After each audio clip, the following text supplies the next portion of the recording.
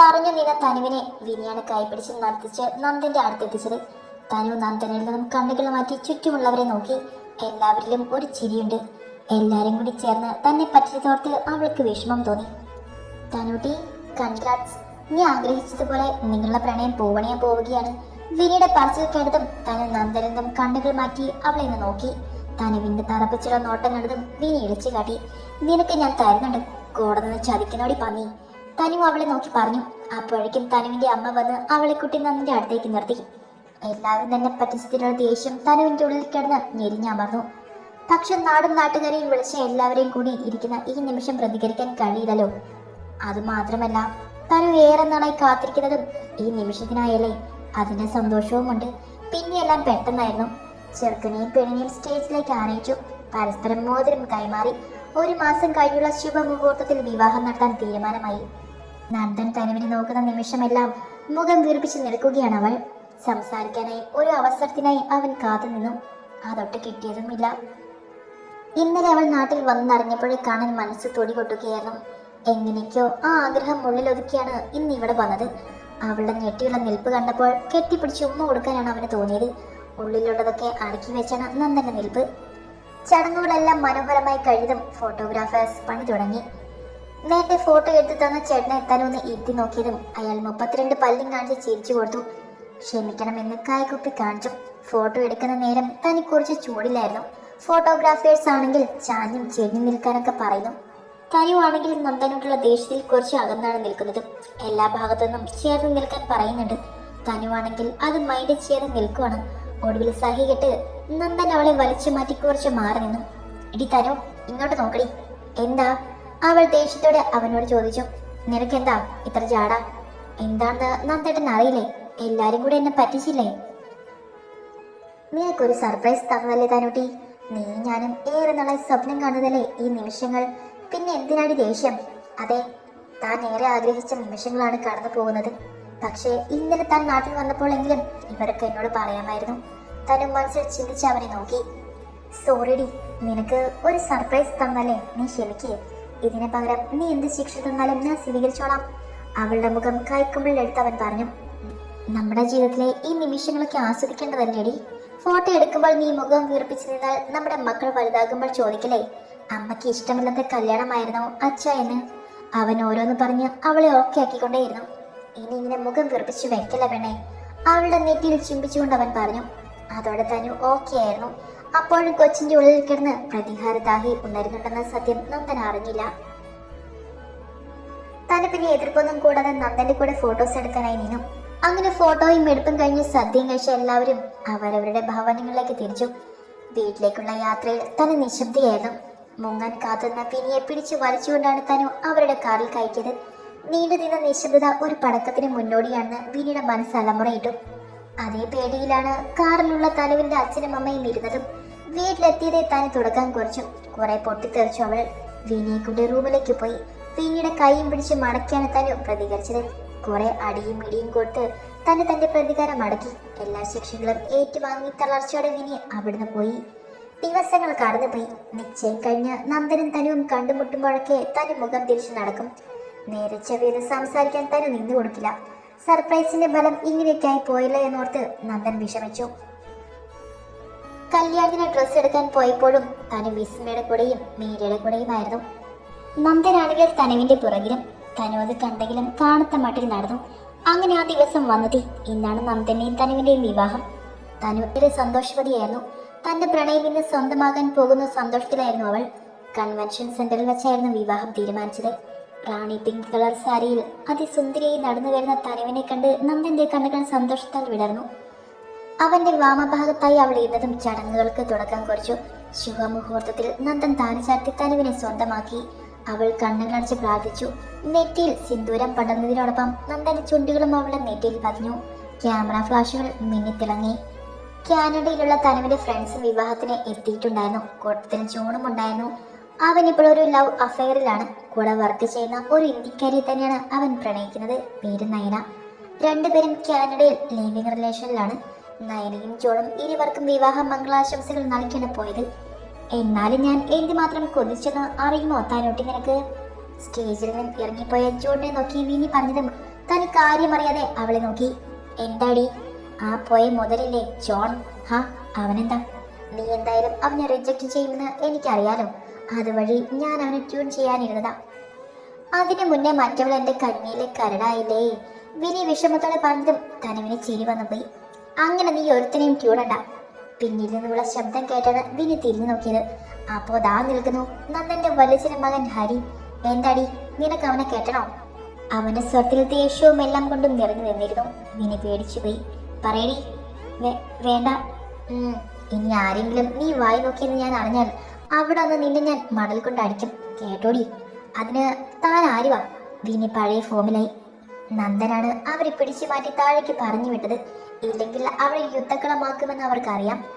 നന്ദന്റെ അമ്മ സൗഭാഗ്യ കൊടുത്ത നിലവിളക്ക് വാങ്ങി തനു മണിമുറ്റം തറവാട്ടിൽ വലതുകാൽ വെച്ച് കയറി. നന്ദനിലും തനുവിലും തങ്ങളുടെ പ്രണയം സ്വന്തമായ സന്തോഷത്തിലായിരുന്നു. വീട്ടിലെ ചടങ്ങുകൾക്ക് ശേഷം മീര തനുവിനെ കൂട്ടി അവളുടെ റൂമിലേക്ക് പോയി. ഇട്ടിരുന്ന ആഭരണങ്ങളൊക്കെ ഊരി മാറ്റിയപ്പോഴാണ് തനുവിന് ശ്വാസം നേരെ വീണതുപോലെ തോന്നിയത്. ഫ്രഷായിട്ട് കുറച്ചു നേരം മയങ്ങിക്കോളാൻ പറഞ്ഞിട്ടാണ് മീര പോയത്. വലിയ അപരിചിതമൊന്നും തോന്നാത്ത വീടായതിനാൽ തനിക്ക് കിടന്നതിൽ മയങ്ങിപ്പോയി. വൈകിട്ട് 3 മണിയോടെ മീര വന്ന് വിളിച്ചപ്പോഴാണ് പിന്നെ എഴുന്നേറ്റത്. അന്ന് രാത്രി തന്നെ റിസപ്ഷൻ ഏർപ്പെടുത്തിയിട്ടുണ്ടായിരുന്നു. തനുവിനെ റെഡിയാക്കാൻ ബ്യൂട്ടീഷ്യനും വന്നു. പിന്നെ എല്ലാം പെട്ടെന്നായിരുന്നു. വളരെ സുന്ദരിയായി തന്നെ തനുവിനെ അവർ ഒരുക്കിയെടുത്തു. ഒരുങ്ങി ഇറങ്ങി വന്ന തനുവിനെ കണ്ടതും നന്ദന് മിഴികൾ പോലും ചിമ്മാൻ മറന്നുപോയി. റെഡ് കളർ ഫുള്ളി എംബ്രോയ്ഡർ ലഹങ്കയിൽ അത്രയ്ക്ക് സുന്ദരിയായിരുന്നു അവൾ. അവൾ അടുത്ത് വന്നതും നന്ദൻ അവളെ കണ്ണു ചിമ്മി കാണിച്ചു. റിസപ്ഷൻ വളരെ ഭംഗികരമായി നടന്നു. പാട്ടും ഡാൻസുമായി അവർ ആഘോഷിച്ചു. നന്ദന്റെയും തനുവിന്റെയും മാനപ്പൊരുത്തം അളക്കുന്ന മത്സരമുണ്ടായിരുന്നു. ഇരുവരും കട്ടയ്ക്ക് നിന്നു. തനുവിന്റെയും നന്ദന്റെയും വീട്ടുകാർ വളരെ സന്തോഷത്തിലായിരുന്നു. എന്തിനാ അപ്പച്ചി ഇതൊക്കെ? ഇതൊന്നും വേണ്ട. പാൽ ഗ്ലാസ് കയ്യിലേക്ക് ഏൽപ്പിച്ചതും താനു പറഞ്ഞു, ഇതൊക്കെ ചടങ്ങല്ലേ മോളെ, പിടിക്ക്. വേണ്ട അപ്പച്ചി, കഷ്ടമുണ്ട്. നാണിക്കാതെ അങ്ങോട്ട് പിടിക്കുതാനോട്ടി. അടുത്തു നിന്ന് മീര കൂടി പറഞ്ഞതും തനു ഗ്ലാസ് വാങ്ങി. മീരെ, തനുമോളെ റൂമിലേക്ക് ആക്കിയേക്ക്. അപ്പച്ചി ആ ഡ്യൂട്ടി മീര ഏൽപ്പിച്ചു. മീരയാണ് അവളെ പിന്നെ നന്ദന്റെ റൂമിലേക്ക് ആക്കിയത്. അപ്പോ ഓൾ ദി ബെസ്റ്റ്. ഇവിടെ വരെ എനിക്ക് പ്രവേശനമുള്ളൂ. മീര അതും പറഞ്ഞ് തിരിഞ്ഞു പോയി. സെറ്റ് സാരി ഒന്നും ഉടുക്കാൻ പറ്റുമെന്ന് തനു ആദ്യമേ പറഞ്ഞിരുന്നു. അതുകൊണ്ട് ഒരു ചുരിദാറാണ് അവളുടെ വേഷം. ഒരു ദീർഘശ്വാസം എടുത്ത് അവൾ അകത്തേക്ക് കയറി. കട്ടിലൊക്കെ നല്ല ഭംഗികരമായി മുല്ലപ്പൂവും റോസാപ്പൂവും ചേർത്ത് അലങ്കരിച്ചിട്ടുണ്ട്.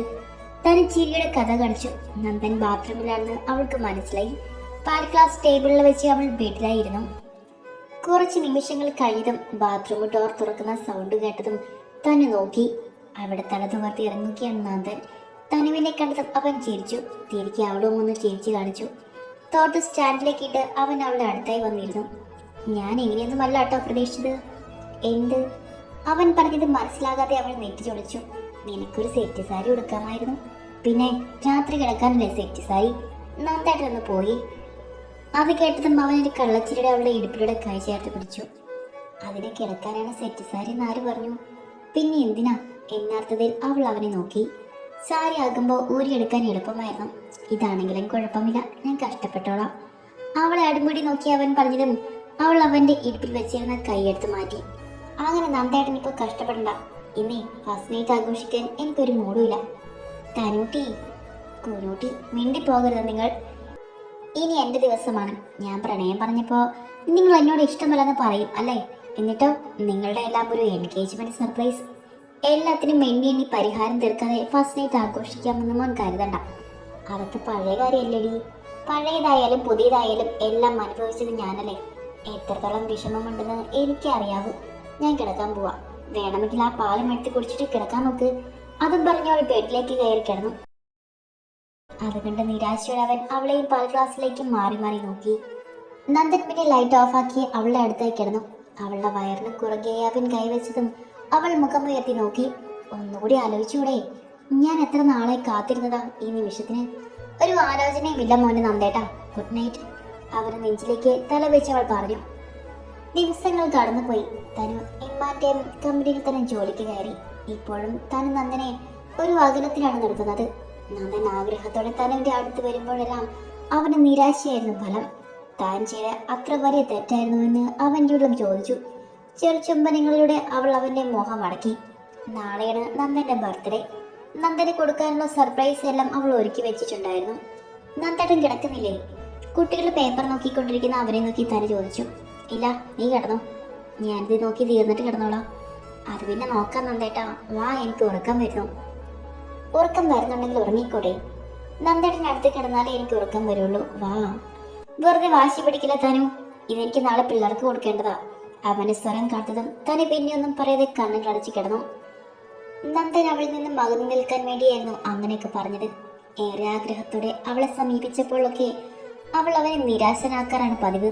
പേപ്പറൊക്കെ നോക്കിക്കഴിഞ്ഞ് അവൻ ആ ടേബിളിൽ തലവെച്ച് തന്നെ മയങ്ങിപ്പോയി. തന്നെ മെല്ലെ കണ്ണു തുറന്നതും കാണുന്നത് ടേബിളിൽ തലവെച്ചുറങ്ങുന്ന നന്ദനെയാണ്.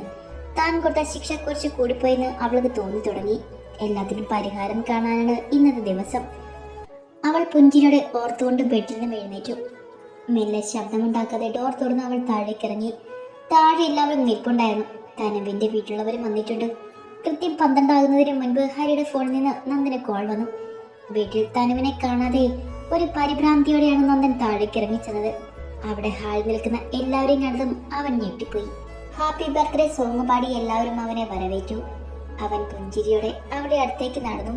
തനു നീട്ടി നീഫ് വാങ്ങി അവൻ കേക്ക് മുറിച്ച പീസ് എടുത്ത് ആദ്യം അവൻ തനുവിന് തന്നെ നീട്ടി.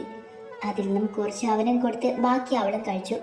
പരസ്പരം കേക്ക് കൊടുത്തും ഗിഫ്റ്റ് കൊടുത്തും സമയം പോയി. നന്ദനെ കുറച്ച് നിമിഷം അവിടെ പിടിച്ചു നിർത്തണം എന്ന് നീരട് പറഞ്ഞിട്ട് തനു അവരുടെ റൂമിലേക്ക് മുങ്ങി. താഴെ എല്ലാവരും പോയി കഴിഞ്ഞാണ് നന്ദൻ മുകളിലേക്ക് കയറി വന്നത്. ഡോർ തുറന്നത് അവൻ കണ്ടത് കയ്യിൽ ചെറിയ കേക്കുമായി നിൽക്കുന്ന തനുവിനെയാണ്. റെഡ് കളർ സെറ്റ് സാരിയാണ് അവളുടെ വേഷം, സ്ലീവ്ലെസ് ബ്ലൗസ്. അവളെങ്ങനെ കണ്ടതും നന്ദന്റെ കണ്ണുകൾ വിടർന്നു. അവൻ കട്ടിലേക്ക് നോക്കി. മുല്ലപ്പൂക്കൾ വിടർത്തിയിട്ടിട്ടുണ്ട്. അവൾ മനസ്സുകൊണ്ട് തന്നെ സ്വീകരിക്കാൻ തയ്യാറായെന്ന് അവന് മനസ്സിലായി. നന്ദൻ വശ്യത നിറഞ്ഞ ചിരിയോടെ അവളെ നോക്കിക്കൊണ്ട് കൈ പൊക്കി ഡോർ ലോക്ക് ചെയ്തു. തന്റെ അടുത്തേക്ക് നടന്നു വരുന്നവനെ കണ്ട് അവൾ അവന് മയം മയക്കുന്ന പുഞ്ചിരി നൽകി. Happy birthday my love. അവളുടെ അടുത്തേക്ക് ചേർത്ത് പിടിച്ച് അവളെ ചുംബിച്ചാണ് അവൻ മറുപടി നൽകിയത്. വാ, കേക്ക് കട്ട് ചെയ്യാം. അവൾ കേക്ക് ടേബിളിൽ വെച്ച് പറഞ്ഞതും അവൻ ചിരിയോടെ അവളുടെ കൈ കോർത്ത് പിടിച്ച് ആ കേക്ക് കട്ട് ചെയ്തു. അവൾക്കും കൊടുത്ത് അവനും ബാക്കി കഴിച്ചു. എല്ലാരും ഗിഫ്റ്റ് തന്നില്ലേ? എന്റെ ഗിഫ്റ്റ് വേണ്ട നന്ദേട്ടന്? വേണമല്ലോ. അവളെ ഇടുപ്പിലോട് ചേർത്ത് നിർത്തി അവൻ പറഞ്ഞു. പണിഷ്മെന്റ് കഴിഞ്ഞുട്ടോ.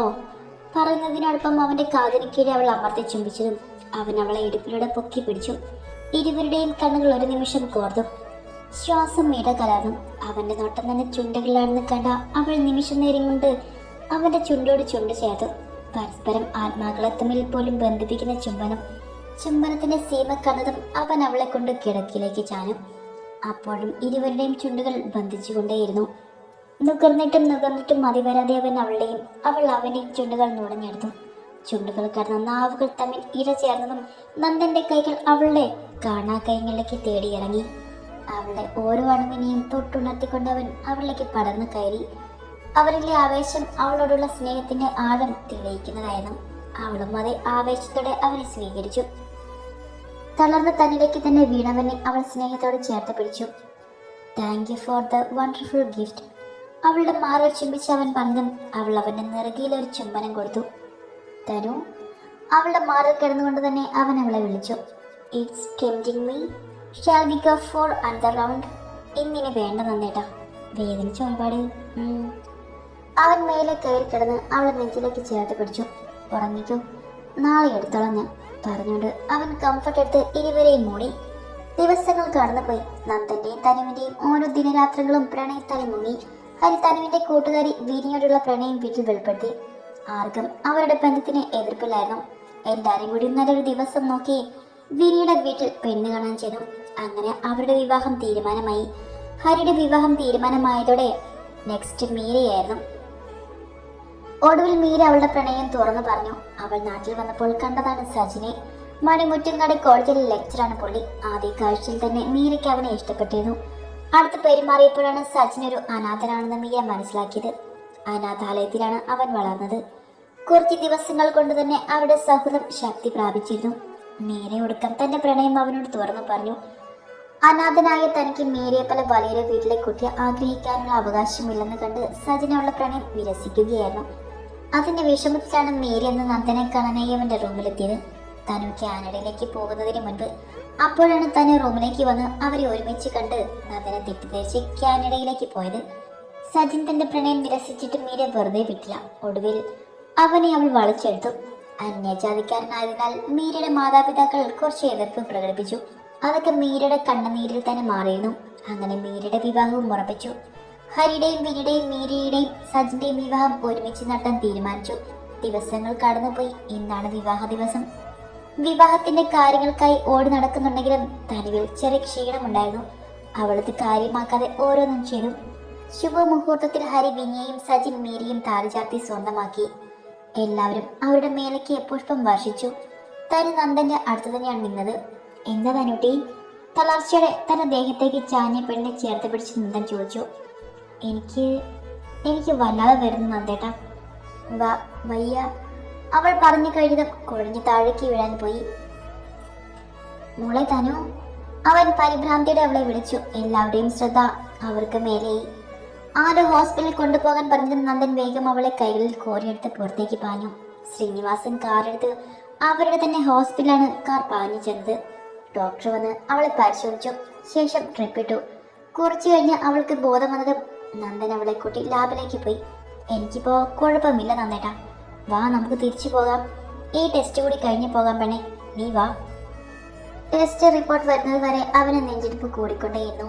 തനുവിനെ നിന്ന് അനങ്ങാൻ പോലും വിടാതെ ബെഡിൽ കിടത്തിയേക്കുവാണ് നന്ദൻ. അപ്പോഴേക്കും വരനും വധുവും ഹോസ്പിറ്റലിലേക്ക് വന്ന് അത് കണ്ടത് നന്ദൻ ചൂടായി. അപ്പോഴേക്കും ശുഭവാർത്ത റിസൾട്ട് വന്നു. തനു പ്രഗ്നന്റ് ആണെന്ന വാർത്ത എല്ലാവരും സന്തോഷത്തോടെ സ്വീകരിച്ചു. തനു ഒട്ടും പ്രതീക്ഷിച്ചില്ലായിരുന്നു.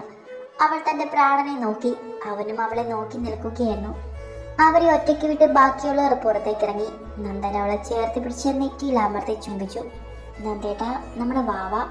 അവൾ വയറ്റിൽ കൈവച്ച് പറഞ്ഞതും അവളുടെ കൈക്ക് പുറത്തായി അവനും കൈവച്ചു. അവൾ അവനെ നെഞ്ചിലേക്ക് ചാഞ്ഞു. തന്റെ പ്രാണനായവളെ ചേർത്ത് പിടിച്ച് അവൻ നെറുകിൽ അമർത്തി ചുംബിച്ചു. ദിവസങ്ങൾ കടന്നുപോയി. നന്ദൻ അവളെ താഴത്തും നിലത്തും വെക്കാതെ കൊണ്ടു നടന്നു. നന്ദന്റെ കെയറിങ് അവൾ ആവോളം ആസ്വദിച്ചു. പ്രഗ്നൻസിയിൽ കുറച്ച് കോംപ്ലിക്കേഷൻസ് ഉണ്ടെന്നറിഞ്ഞത് മുതൽ നന്ദൻ ടെൻഷനിലാണ്. പക്ഷെ തനു അവനെ ഓരോന്ന് പറഞ്ഞ് ആശ്വസിപ്പിച്ചു.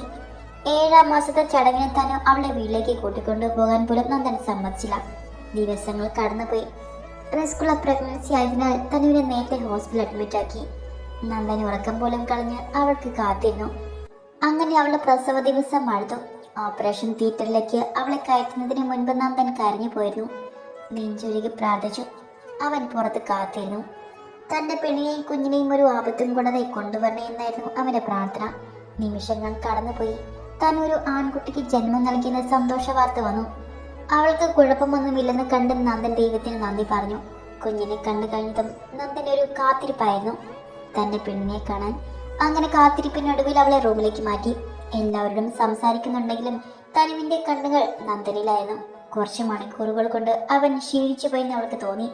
ഇരുവരുടെയും നോട്ടം കണ്ട് മുതിർന്നവരെല്ലാവരും പുറത്തേക്കിറങ്ങി. തനുട്ടി, പേടിച്ചു പോയോ? ഒരുപാട്. ഞാൻ പോയി കളയുമെന്ന് വിചാരിച്ചോ? അവൾ ചോദിച്ചതും അവൻ അവളുടെ ചുണ്ടിന് കുറുകെ കൈവച്ചു. എൻ പ്രാണനിൽ അലിഞ്ഞു ചേർന്നതാണ് പെണ്ണേ നീ. അങ്ങനെ ഒരു മരണത്തിന് നിന്നെ ഞാൻ ഒറ്റയ്ക്ക് വിട്ടുകൊടുക്കില്ല. അവളുടെ നിറകയിൽ ചുംബിച്ച് അവൻ പറഞ്ഞു. അവൾ കണ്ണുകൾ അടച്ച് ആ ചുമനം സ്വീകരിച്ചു. വേദനിച്ചു ഒരുപാട്. നമ്മുടെ വാവയ്ക്ക് വേണ്ടിയല്ലേ? വാവയുടെ തലയിൽ തഴുകി അവൾ പറഞ്ഞതും അവൻ പുഞ്ചിരിച്ചു. ദിവസങ്ങൾ കടന്നുപോയി. 7-ാം മാസത്തെ ചടങ്ങ് നന്ദൻ നടത്താൻ സമ്മതിക്കാത്തത് കൊണ്ട് പ്രസവശേഷം തനുവിനെയും കുഞ്ഞിനെയും അവളുടെ വീട്ടിലേക്കാണ് കൊണ്ടുപോയത്. നന്ദൻ എതിർത്തെങ്കിലും വലിയ കാര്യമുണ്ടായില്ല. അവനും അവളെ കാണാനും പറ്റില്ലായിരുന്നു. അങ്ങനെ ഭംഗികരമായി 28 കഴിഞ്ഞു. കുഞ്ഞ് ധ്രുവദേവ് ദേവാനന്ദ് എന്ന് പേരിട്ടു. 3 മാസങ്ങൾക്ക് ശേഷമാണ് തനുവിനെയും കുഞ്ഞിനെയും മണിമുറ്റത്തേക്ക് കൊണ്ടുവന്നത്. രാത്രി നന്ദൻ റൂമിലേക്ക് വന്നതും കാണുന്നത് കുഞ്ഞിനെ പാലൂട്ടുന്ന തനുവിനെയാണ്. അവൻ ചിരിയോടെ ഡോർ ക്ലോസ് ചെയ്ത് അവരുടെ അടുത്തായിരുന്നു. കുഞ്ഞിന്റെ കൈയെടുത്ത് അവൻ ചുംബിച്ചു. കുഞ്ഞുറങ്ങിയിരുന്നു. അവൻ കുഞ്ഞിനെ വാങ്ങി തോട്ടിലേക്ക് കടത്തി. തിരിഞ്ഞ് അവളെ നോക്കിയതും നൈറ്റോടെ സിബിടാൻ പോവുകയാണ് അവൾ. ഇതൊക്കെ എന്തിനാണ് ഇടുന്നത്? എനിക്ക് ആവശ്യമുള്ളതല്ലേ? അവൻ പറഞ്ഞതും അവൾ അവനെ നോക്കി. ഇപ്പൊ വേണോ? ശബ്ദം കേട്ട് കുഞ്ഞുണരും നന്ദേട്ടാ. അവനെ എന്റെ മോന, അങ്ങനെ ഉണരില്ല. അവൾ എന്തെങ്കിലും പറയുന്നതിന് മുൻപ് അവൻ അവളുടെ നൈറ്റി ഊരി മാറ്റി. നാളത്തോടെ കിടക്കാൻ പോയ അവളുടെ മേലേക്ക് അമർന്ന് കിടന്നു. അവൻ ചുംബനങ്ങളിൽ അവളെ തളർത്തിക്കൊണ്ട് അവൻ അവളിലേക്ക് പടർന്നു കയറി. തളർച്ചെടുത്തന് നെഞ്ചിൽ കിടക്കുന്ന പ്രാണനായവളെ ചേർത്ത് പിടിച്ച് അവൻ കണ്ണുകൾ അടച്ചു. ഇനിയുള്ള കാലം അവർ സന്തോഷത്തോടെ ജീവിക്കട്ടെ. மலர்களை அள்ளி வந்து மகிழ்வுடன் கையில் தந்து மனதினை பகிர்ந்திடவே ஆசை கொள்கின்றேன். தடுப்பது என்ன என்று தவிக்கிது நெஞ்சம் இன்று நதியினில் இலையென நான் தோய்ந்து செல்கின்றேன். அரும்புகள் பூவாகும் அழகிய மாற்றம், ஆயிரம் ஆண்டாக பழகிய தோற்றம். ஒரு வெள்ளி கொலுசு போல இந்த மனசு சிடுங்கும் கீழே அணியாத வைரம் போல புது